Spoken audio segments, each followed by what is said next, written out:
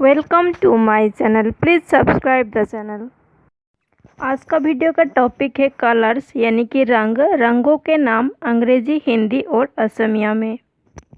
सबसे पहले जानते हैं हमारे प्राइमरी कलर्स के बारे में। हमारे प्राइमरी यानी कि प्राथमिक रंग है लाल, नीला और पीला। अब जानते हैं हमारे प्राइमरी और सेकेंडरी कलर्स के नाम अंग्रेजी, हिंदी और असमिया में।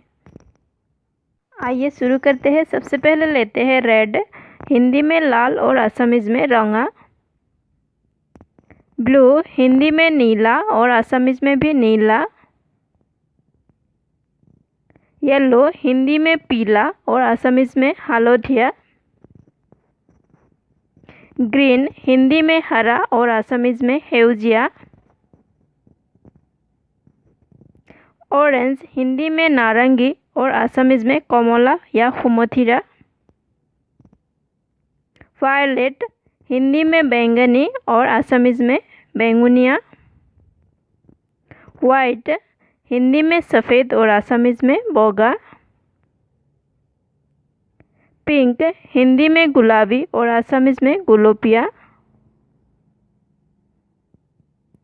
ब्लैक, हिंदी में काला और असमीज में कोला। ब्राउन, हिंदी में भूरा और असमीज में मोटिया। Thanks for watching. वीडियो को लाइक, शेयर और सब्सक्राइब करना मत भूलें।